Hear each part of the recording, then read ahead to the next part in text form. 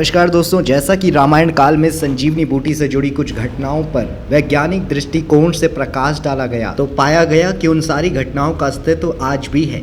जैसे कि जब लक्ष्मण जी के प्राण बचाने के लिए हनुमान जी ने द्रोणागिरी पर्वत से जो हिस्सा खोदा था वो वास्तव में द्रोणागिरी पर्वत का दाहिना कंधा था। और आज भी जब द्रोणागिरी को देखा जाता है तो ऐसा लगता है जैसे पर्वत का एक बड़ा दाहिना हिस्सा गायब है। माना जाता है कि द्रोणागिरी पर्वत के घाव आज भी जीवित है। तभी ऐसा भी कहा जाता है कि द्रोणागिरी पर्वत को आज भी अपना दाहिना कंधा खोने का दर्द महसूस हो रहा है। इसीलिए द्रोणागिरी पर्वत क्षेत्र के निवासी आज भी द्रोणागिरी पर्वत की पूजा और प्रार्थना करते हैं ताकि द्रोणागिरी पर्वत का दर्द कम हो सके। द्रोणागिरी पर्वत उत्तराखंड राज्य में है। जिस गांव में द्रोणागिरी स्थित है वहां रहने वाले लोग खुद को बहुत भाग्यशाली मानते हैं कि वे एक शुभ और पवित्र पर्वत की शरण में रह रहे हैं जो कि लक्ष्मण जी की जान बचाने में अनुभागी रहा है।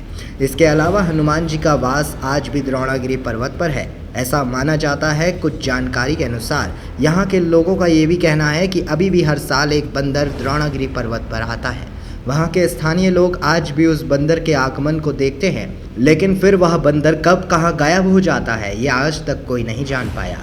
ये बहुत ही अजीब घटना मालूम पड़ती है क्योंकि बंदर द्रोणागिरी और हिमालय पर्वत श्रृंखला के पर्वतीय क्षेत्र में अत्यधिक ठंड के कारण बिल्कुल नहीं पाए जाते हैं, क्योंकि बंदरों को ठंडे क्षेत्रों में रहना पसंद ही नहीं। फिर भी सोच में डाल देने वाली ये घटना अजीब सी है कि हर साल एक बंदर द्रोणागिरी पर्वत आता है और कुछ समय बाद गायब हो जाता है। इस बात का स्थानीय सूत्रों से पता लगाने की कोशिश भी की गई तो ये पता चला कि कई बार उस गांव के लोगों ने उस बंदर का पीछा भी किया, लेकिन इस रहस्य को जानने में वे असफल रहे।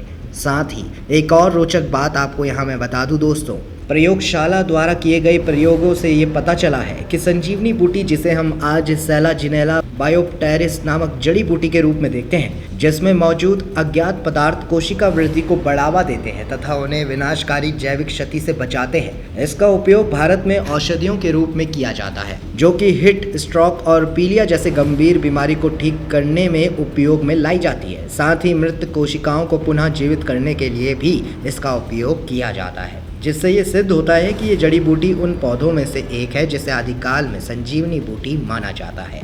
आपको यह भी बता दें दोस्तों कि ग्वालियर स्थित माधव प्रौद्योगिक एवं विज्ञान संस्थान तथा हैदराबाद स्थित डीएनए फिंगरप्रिंटिंग एवं डायग्नोस्टिक केंद्र के शोधकर्ताओं ने कीट कोशिकाओं तथा चूहों से ली गई मृत कोशिकाओं पर इस जड़ी बूटी के प्रभाव की जांच की।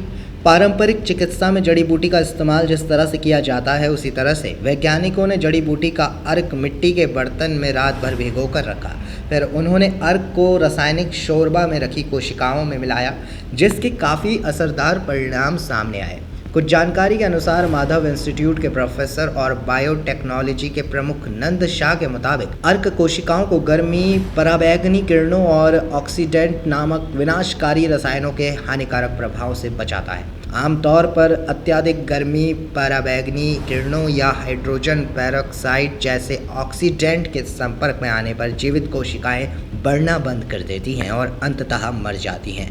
हैदराबाद में कोशिकाओं पर किए गए अध्ययनों से ये पता चला कि कोशिकाओं के मिश्रण में हर्बल अर्क मिलाने से पराबैंगनी विकिरण और ऑक्सीडेंट के कारण होने वाली कोशिका मृत्यु को रोका जा सकता है और साथ ही गर्मी से होने वाली वृद्धि को भी रोका जा सकता है। राष्ट्रीय वनस्पति अनुसंधान संस्थान, जिसे NBRI के नाम से अधिक जाना जाता है, जिसके अनुसार ये पौधा 300 लाख साल पहले अस्तित्व में आया था और फिर यह वनस्पति जड़ी बूटी के एक समूह के अंतर्गत आता है जो पृथ्वी पर पहले संवहनी बूटी के नाम से जानी जाती थी। वहीं कुछ शोधकर्ताओं ने यह भी अनुमान लगाया कि सैलाजिनेला ही संजीवनी बूटी है, जिसका प्रयोग राम जी ने युद्ध में अपने घायल भाई लक्ष्मण को पुनर्जीवित करने के लिए किया था। तो कह सकते हैं कि जीवनदायिनी संजीवनी बूटी भगवान श्री राम की ही देन है। तो बोलो जय श्री राम।